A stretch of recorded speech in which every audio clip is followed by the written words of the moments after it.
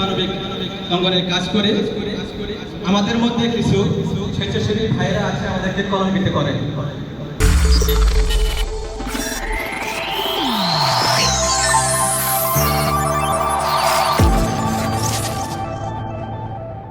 আসসালামু আলাইকুম ওয়া রাহমাতুল্লাহি ওয়া বারাকাতুহু। আলহামদুলিল্লাহি রাব্বিল আলামিন ওয়া আকিবাতুল মুত্তাকিন ওয়াসসালাতু ওয়াসসালামু আলা রাসূলিহিল কারীম ওয়া আলা আলিহি ওয়া আসহাবিহি আজমাইন। আম্মা বাদ। স্বপ্নছোঁয়া ফাউন্ডেশনের আজ প্রথম প্রতিষ্ঠা বার্ষিকী। আজকের এই অনুষ্ঠানে উপস্থিত আছেন আজকে অনুষ্ঠানের সম্মানিত প্রধান অতিথি, বিশেষ অতিথি, উদ্বোধক সহ দূর দূরান্ত থেকে আগত আমার খানের ভাই এবং স্বেচ্ছাসেবী ভাইরা এবং বোনেরা, আপনাদেরকে জানাই হয় না। আমরা এই মানবিক সংগঠনে কাজ করি, সামাজিক কাজ করি, আমরাই অবহেলিত, কিন্তু দিন শেষে আমরা কথা যেসব আমরা ফুল জরুরি আমরা মানুষদের দিয়ে থাকি, আমরা কিন্তু সেগুলো পূরণ করতে পারি না। কেন পারি না?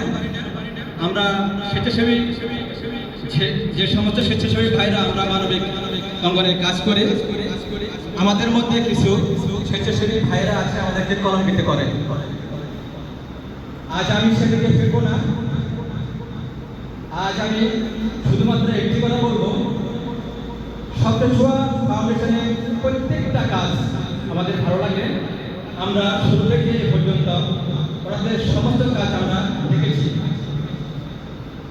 আমরা হৃদয়ের ডাক স্বেচ্ছাসেবী মানবিক সংগঠনের পক্ষ থেকে ওনাদের উত্তর সমৃদ্ধ কামনা করছি। সেটা ওনারা আগামীতে আরো বেশি বেশি মানবিক কাজ করতে পারে।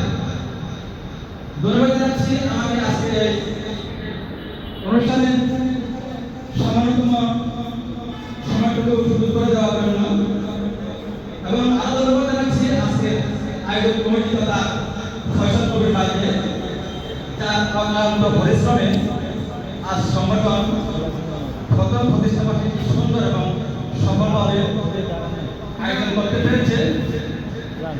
তো এই বলে আমি আমার সংক্ষিপ্ত বক্তব্য শেষ করব।